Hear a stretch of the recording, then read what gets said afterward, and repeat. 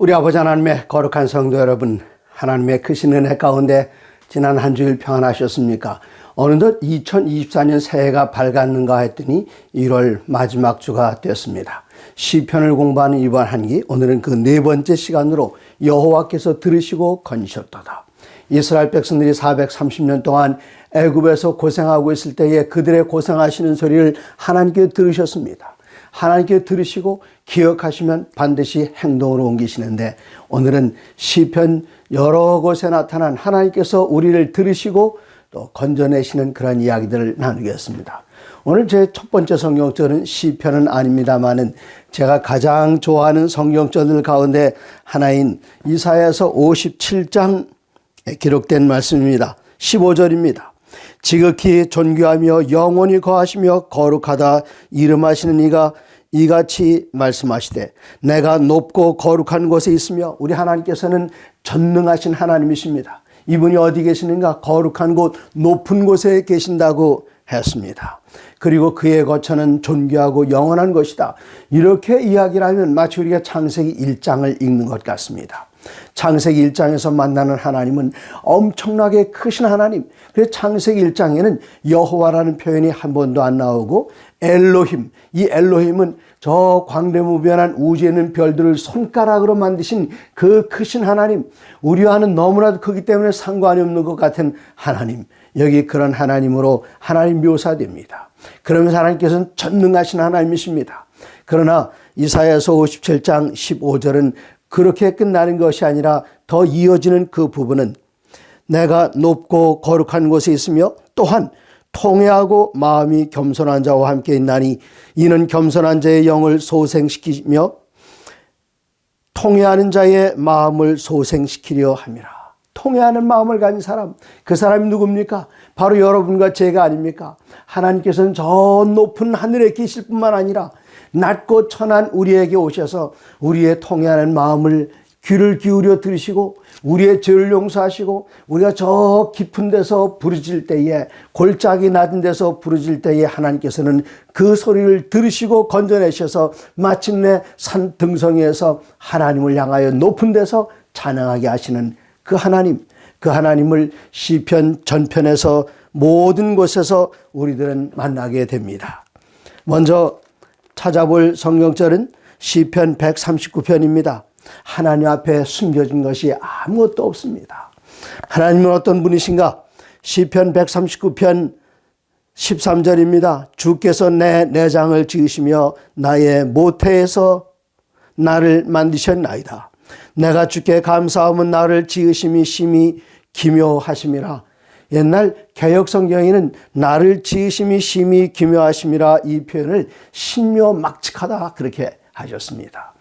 내가 내 자신에 대해서 아는 것보다 하나님께서는 나에 대해서 훨씬 더 많이 아십니다. 솔직히 제가 제 자신에 대해서 아는 거 별로 없습니다. 제 마음도 제가 잘 모릅니다. 아침에 거울을 들여다보면 저게 내 모습이로구나, 겉모양만 알지 이 모양이 어떻게 속은 생겼으며 어떻게 이런 모든 기관들이 작동하는지 저는 모릅니다.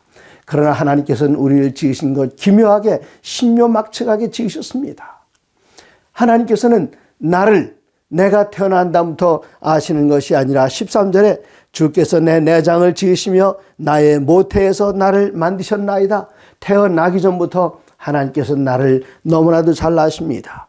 139편 2절입니다. 주께서 내가 앉고 일어섬을 아시고 멀리서도 나의 생각을 밝히 아시오며 나의 모든 길과 내가 눕는 것을 살펴보셨으므로 나의 모든 행위를 익히 아시오니, 여호와여 내 혀의 말을 알지 못하시는 것이 하나도 없으시니이다. 이런 분이 우리가 섬기는 하나님이십니다. 이런 하나님께서는 7절에 내가 주의 영을 떠나 어디로 가며 주의 앞에서 어디로 가겠습니까? 9절 내가 새벽 날개를 치며 바다 끝에 가서 거주할지라도 거기서도 주의 손이 나를 인도하시며 주의 오른손이 나를 붙드시리다. 내가 혹시 말하기를 흑암이 반드시 나를 덮고 나를 두른 빛은 밤이 되리라 할지라도 주께서는 흑암이 숨기지 못하며 밤이 낮과 같이 비추이나니 주에게는 흑암이 빛이 같음이니이다. 와우, 이거 얼마나 감동적입니까? 하나님께서는 항상 멀리 계셔서 우리는 하나님 어디 계신가? 어려운 일이 일어날 때 과연 하나님은 살아계시는가? 어떻게 이런 일이 내게 그렇게 외칩니다마는 하나님 앞에 숨긴 것이 아무것도 없이 하나님께서는 모든 것들을 아시고 모든 것들을 살피시는 하나님이십니다. 이 살피시는 하나님의 확신을 시편 기자는 시편 50편 15절에서 이렇게 이야기합니다. 환난 날에 나를 부르라. 내가 너를 건지리니 내가 나를 영화롭게 하려다. 환난 날 우리는 앞이 캄캄하고 하나님 정말 계신가? 바로 그 순간 나를 부르라. 하나님께서는 부르라 말씀하십니다. 부르라고 초청하신 얘기는 내가 기다리고 있다. 들을 준비 다 있다. 다 돼 있다. 그런 말씀입니다. 내가 너를 건지리니 내가 나를 영화롭게 하려다. 마침내 내가 환난에서 벗어나고 내가 너를 건지는 그날 나의 이름을 찬양하게 될 것이다. 여기 확실한 건지심에 대한 돌보심에 대한 약속이 있습니다. 우리들이 이전부터 잘 아는 시편 121편에 하나님께서 우리를 어떻게 돌보시는지를 시편 121편은 이렇게 노래하고 있습니다. 내가 산을 향하여 눈을 들리라. 나의 도움이 어디서 올까? 나의 도움은 천지를 지으신 여호와에게서로다. 나의 도움 사방 천지를 돌아다봐도 나를 도와줄 리가 전혀 없습니다. 내가 의지할 수 있는 것은 내가 누군가를 도와줬던 그 사람들 아닙니다. 내게 도움을 받았던 사람들 아닙니다. 부모님은 벌써 다 돌아가셨습니다. 요즘 누가 자식을 믿고 사는 사람들이 어디 있습니까? 나의 도움이 어디서 올고 노년이 이르러 왔습니다. 많은 분들이 옛날에는 그분 세대들은 전에는 부모님을 모셨고 그리고 자식들을 길렀지만 자식들로부터는 독립해야 하는 안타까운 시대에 살고 있습니다. 오늘날 같은 이런 노년층이 두터워지는 이때에 답답한 심령을 하나님께 부르짖는 어른들이 얼마나 많이 계시겠습니까? 그들이 여기 시편 이 글 속에서 위로를 얻습니다. 내가 산을 향하여 들리라. 먼 곳을 바라보면서 나의 도움이 어디서 올까 찾아보지만 도움은 어디에서도 오지 않습니다. 나의 도움이 어디서 올까? 2절 나의 도움은 천지를 지으신 여호와에게서로다. 하나님 어떤 분이십니까? 3절 여호와께서 너를 실족하지 아니하게 하시며 너를 지키신 이가 졸지도 아니하시려다. 이스라엘을 지키신 이는 졸지도 아니하시고 주무시지도 아니하시려다. 여러분 가끔 졸아보셨습니까? 다른 때 조는 건 괜찮은데 운전하면서 조는 것은 이거는 상당히 위험합니다. 창문 다 열어놔도 한참 동안 운전하고 지난밤에 잠을 잘 못 잤을 때는 졸음이 쏟아집니다. 내가 아차하는 순간에 다른 차를 받을 수도 있고 길에 고속도로에서 벗어날 수 있는 그런 순간들 많이 겪으셨죠. 하나님께서는 이 우주에 있는 모든 삼라만상을 다 살피십니다. 그리고 90억 인류를 하나님께서는 다 내려다보시면서 하나씩 다 세실 뿐만 아니라 그 사람들의 이름을 아시고 머리카락까지 다 세시는 하나님이시라고 우리 주님께서 말씀해 주셨습니다. 그런데 하나님께서는 하루 24시간 그리고 한 달 31일 그리고 1년 365일 그리고 내가 태어날부터 죽을 때까지 이 하나님께서는 나를 지켜보시는데 하나님께서는 주무시지도 않으시고 졸지도 아니하시고 뜨인 눈으로 항상 우리를 살피시며 지켜주신다는 이 보장의 말씀이 있습니다. 거기도 따뜻한 약속의 말씀이 5절에 여호와는 너를 지키시는 이시라 여호와께서 내 오른쪽에서 내 그늘이 되시나니. 하나님께서 우리 오른쪽에서 그늘이 되신다. 이 말씀은 무엇일까요? 여러분 제가 한번 말씀드렸는지 모르겠습니다만은 제가 이런 질문한 적이 있습니다. 어머니가 요즘은 아이들 안고 다니는 일이 많지 않습니다만은 옛날에 아이들을 등에다가 포대기를 싸서 들쳐업거나 아니면 옆에다 안고 다녔는데 어머니께서 아이를 안을 때는 어느 쪽에 앉을까요? 어느 쪽에 어린아이를 안을 것 같습니까? 어떤 분은 오른쪽이라고 말씀하시고 어떤 분들은 왼쪽이라고 말씀하십니다. 제가 정답을 말씀드리자면 어머니가 여름에 길을 떠날 때의 아기를 어느 쪽에 앉는가? 왼쪽도 아니고 오른쪽도 아니고 햇빛의 반대쪽입니다. 어머니가 어린아이에게 어머니의 몸이 어린아이에게 그늘이 돼서 어린아이가 햇빛으로부터 뜨겁지 않게 보호하려고요. 여기 하나님께서는 우리를 지켜주시는데 시편 121편 5절에 여호와는 너를 지키시는 이시라 여호와께서 내 오른쪽에서 내 그늘이 되시나니 오른쪽 예수님께서 상나의 우편에서 우편이라는 것은 우리를 돕는 능력 있는 손길이 있는 것입니다. 우리를 위하여 그늘이 되시나니 낮에 해가 너를 상하지 아니하며 밤의 달도 너를 해치지 아니하려다. 이 말씀을 읽을 때에 출애굽 역사가 생각나지 않습니까? 200만 명, 남자 장정만 60만 명, 그 커다란 군대가 광야를 40년 동안 여행하는데 그 사막지방, 광야지방이 쨍쨍 내리쬐이는 그 태양이 너무나 뜨겁습니다. 이스라엘 남쪽 여러 번 방문한 적이 있습니다. 그럴 때마다 제가 한겨울에 간 것이 아니라 한여름에 가서 그랬는지 항상 뜨거워요. 그래서 하루 종일 잘 보고 다니면서 머릿속에 드는 생각은 한 가지밖에 없습니다. 어서 빨리 이 하루 일정이 다 끝나서 호텔에 들어가서 샤워 쫙 하고 시원하게 침대에 누워야겠다. 그 생각밖에 안 나요. 근데 이스라엘 백성들은 40년 동안 그 뙤약빛 아래에서 짐들을 짊어지고 40년 동안 행군할 때에 얼마나 힘들었겠습니까? 낮에 얼마나 뜨거웠을까요? 밤에 얼마나 추웠을까요? 그러나 그들은 밤에 춥지도 않고 낮에 뜨겁지도 않았던 것은 하나님께서 이 백성들을 인도하실 때에 낮에는 구름 기둥으로 밤에는 불 기둥으로 인도하셔서 밤에는 따뜻했습니다. 온화했습니다.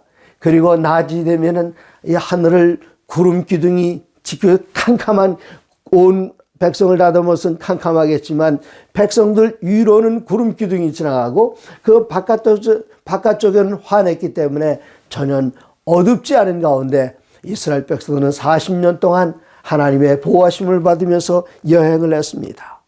낮에 해가 너를 상하지 아니하며 밤의 달도 너를 해하지 아니하리로다.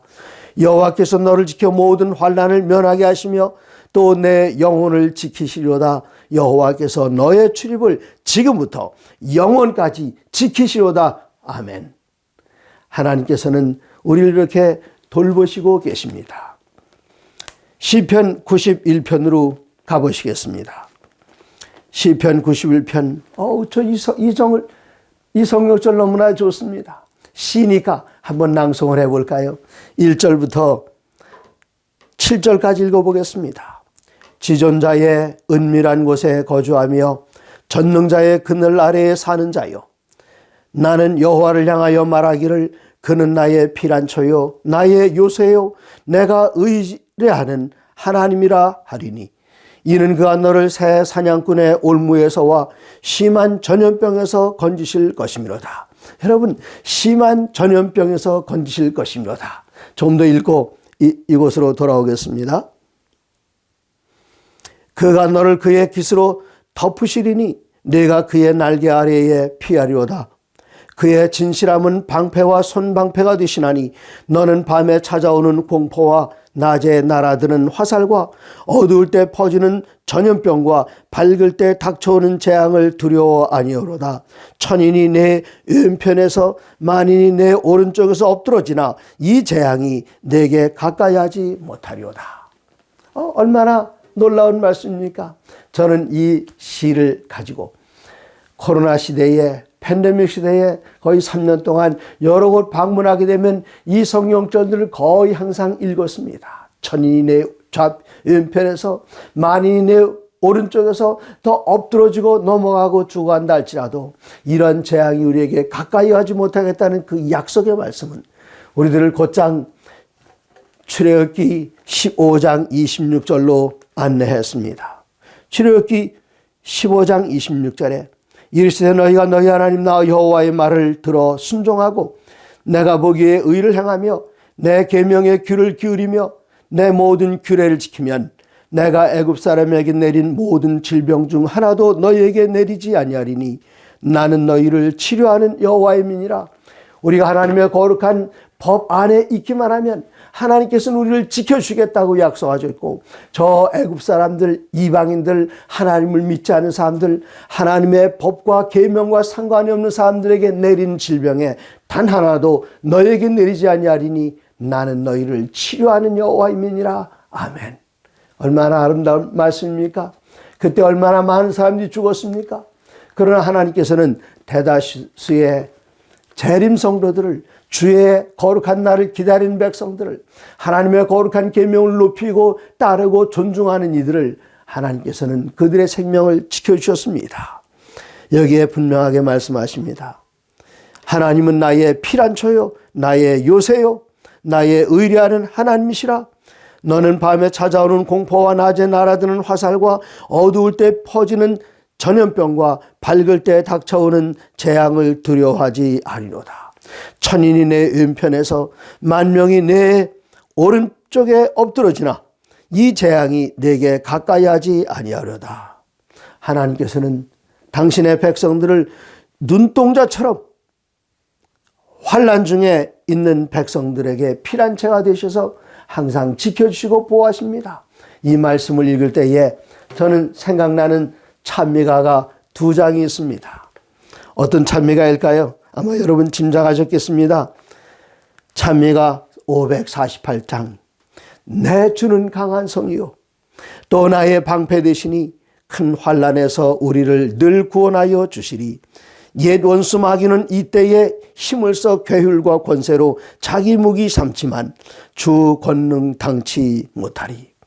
내 힘만 의지할 때에 패할 수밖에 없으나 힘 많은 대장 나와서 날 대신하여 싸우네. 이 대장 누구뇨?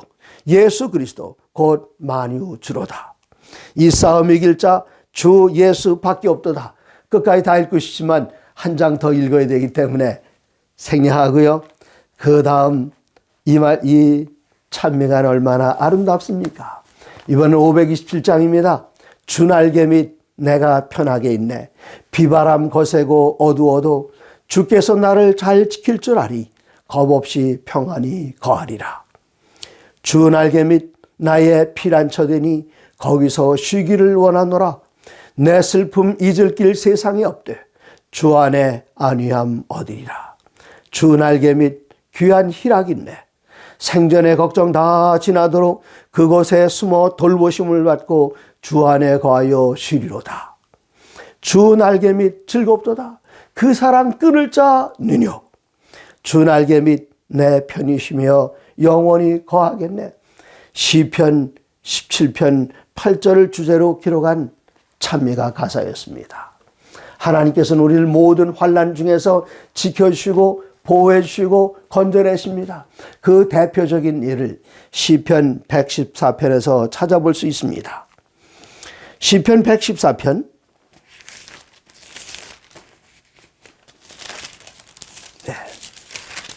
1절입니다.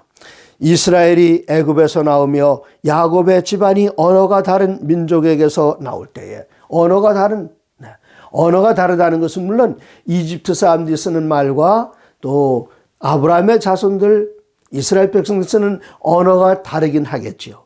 그러나 여기서 어떤 언어인가? 한쪽에는 사람들은 애굽의 신들을 찬양하는 언어를 가졌고 한쪽의 백성들은 하나님의 거룩한 계명을 준수하면서 여호와 하나님, 창조자 하나님, 구속의 하나님을 찬양하는 언어를 가진 그런 백성들입니다.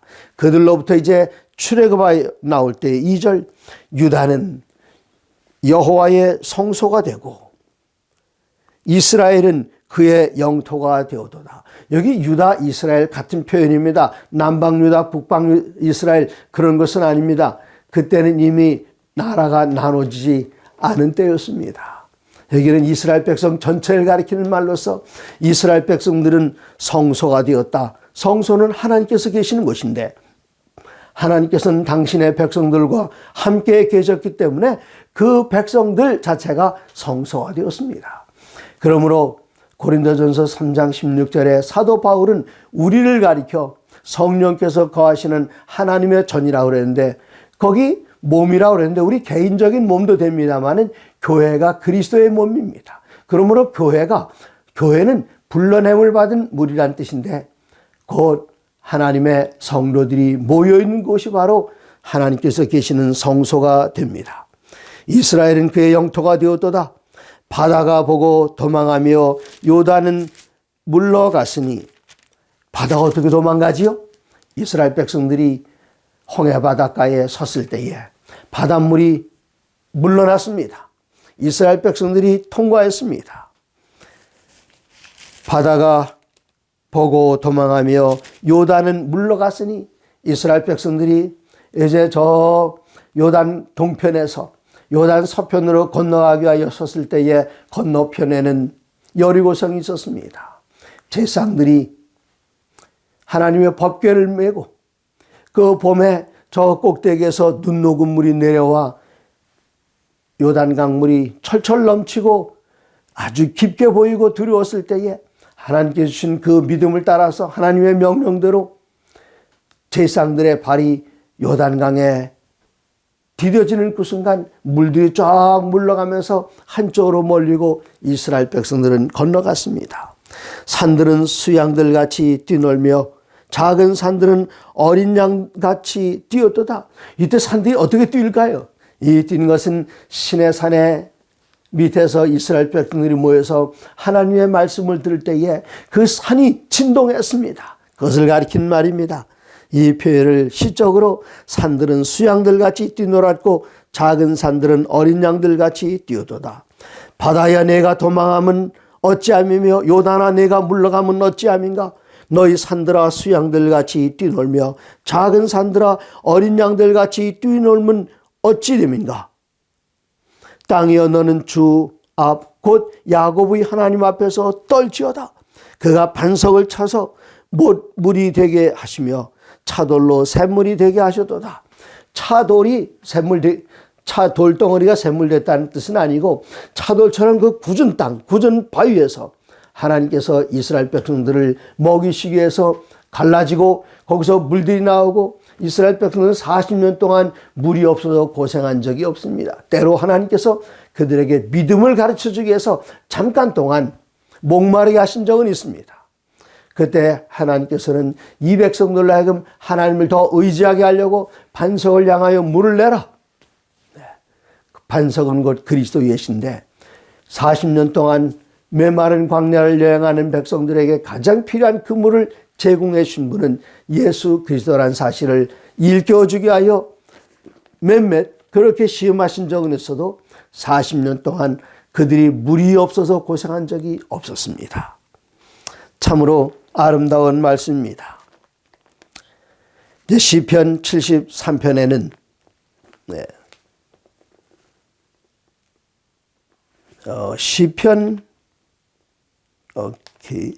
시편 73편입니다.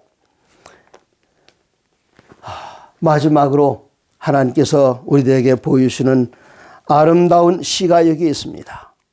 우리가 하나님을 만나는데 하나님을 어떻게 만나는가? 성소에서 하나님을 만납니다. 우리들이 하나님의 거룩한 성소에서 부르짖을 때에 하나님께서는 성소에서 우리의 부르짖음을 들으시고 백성들을 심판하시는데 여기 아삽이라는 시인이 마음 가운데 상당히 궁금했던 것이 있습니다. 1절입니다. 하나님은 참으로 이스라엘 중 마음이 정결한 자에게 선을 행하시나. 하나님께서 이스라엘 백성들 가운데 선한 이들에게 마음이 정결한 자들에게 선을 베푸시만 이해가 안 가는 게 있습니다. 2절. 나는 거의 넘어질 뻔하였고 나의 걸음이 미끄러질 뻔하였으니 이는 내가 악인의 형통함을 보고 오만한 자를 질투하였음이로다. 그들은 죽을 때에도 고통이 없고 그 힘이 강건하며 사람들이 당하는 고난이 그들에게는 없고 사람들이 당하는 재앙도 그들에게는 없나니 그러므로 교만이 그들의 목걸이요 강포가 그들의 옷이며 살찜으로 그들의 눈이 솟아나며 그들의 소득은 마음의 소원보다 많으며 그들은 능욕하며 악하게 말하며 높은 데서 거만하게 말하며 그들의 입은 하늘에 두고 그들의 혀는 땅에 두루 다니도다. 참 이상합니다. 하나님을 두려워하지 않는 사람들이 보니까 우리보다 더 잘 살아요. 그리고 공부도 더 잘하는 것들도 봅니다. 그리고 항상 고속 승진합니다. 하나님의 백성들은 국가고시 보는데 그것도 쉽지 않습니다. 법으로 이렇게 막히고 저렇게 막히고 해서 오랫동안 공부한 것도 한참을 기다려야 기회가 올 때가 있고 그렇습니다. 그럴 때 하나님, 이게 도대체 어떻게 된 일입니까? 그들은 살이 쪄서 눈이 튀어나오고 그들이 계산하는 것보다 더 많은 수익을 얻게 되고 우리는 죽자 사자 노력해도 적은 것밖에 갖지 못하고 도무지 이해할 수가 없습니다. 10절에는 시편 73편 10절에는 그러므로 그의 백성이 이리로 돌아와서 잔에 가득한 물을 다 마시며 말하기를 하나님이 어찌하랴? 지존자에게 지식이 있으랴? 하나님께서 저 높은 데 계시니 우리가 이렇게 고통당하는 것, 그리고 저 악인들이 잘 되는 것, 그 하나님께서 어떻게 하시겠느냐? 사람들이 그렇게 불평합니다. 12절 볼지어다 이들은 악인들일지라도 항상 평안하고 재물은 더욱 불어나도다. 내가 내 마음을 깨끗하게 하며 내 손을 씻어 무죄하다 하는 것이 실로 헛되도다. 나 혼자 이렇게 깨끗하게 의롭게 살려고 했던 것 다 헛되다. 나는 종일 재난을 당하며 아침마다 징벌을 받아도다. 15절 내가 만일 스스로 이르기를 내가 그들처럼 말하리라 하였더라면 나는 주의 아들들의 세대에 대하여 악행을 행하였으리라. 그럼 저도 그 사람들처럼 악한 짓 좀 해볼까요? 네, 그랬을지도 모르겠습니다. 이거 너무나도 고민되는 문제였어요. 16절 내가 어쩌면 이를 알까 하여 생각한 즉 그것이 내게 심한 고통이 되었더니 지금 오늘날 우리들의 고통은 되지 않습니까? 시편 기자의 고통이었습니다. 근데 이 문제를 읽어 해결하는 게 있습니다. 17절입니다. 하나님의 성소에 들어갈 때에야 그들의 종말을 내가 깨달았나이다.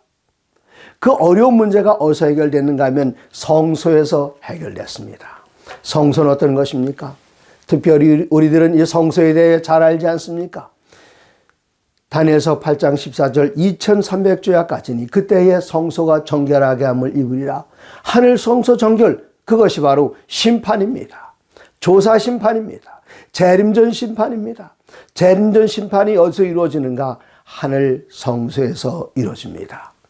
이때에 악인들이 뭐든지 다 하면 잘 되는 것 같고 희덕거리고 낙낙거리고 그랬을지라도 성소에 들어갈 때에 하나님께서는 하나님의 백성들, 의롭게 산 백성들, 말씀 따라 산 사람들, 이 세상에 어떤 일이 있어도 주님 따라가는 길에서 흔들림이 없었던 그 사람들, 사람들에게 비난받으면서 조롱거리가 되었던 사람들, 그랬을지라도 성소에 들어갈 때에 우리의 재판장 되시고 우리의 변호사 되시는 주님께서 우리의 손을 번쩍 들으시는 그 일, 이 기별이 바로 심판의 기별이고 그것이 바로 조사 심판입니다.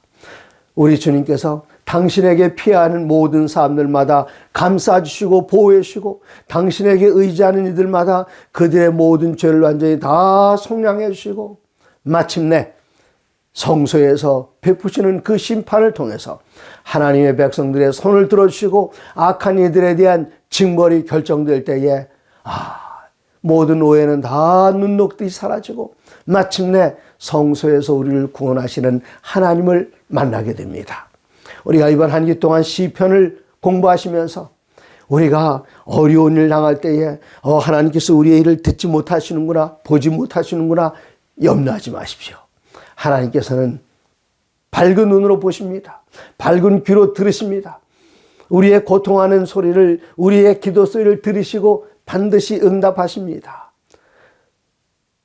우리 하나님, 이 하나님을 한 주 동안 시편을 공부하시면서 우리를 구원하신 하나님을 꼭 만나시게 되기를 간절히 바랍니다. 하나님의 모든 말씀으로 사시기 바랍니다.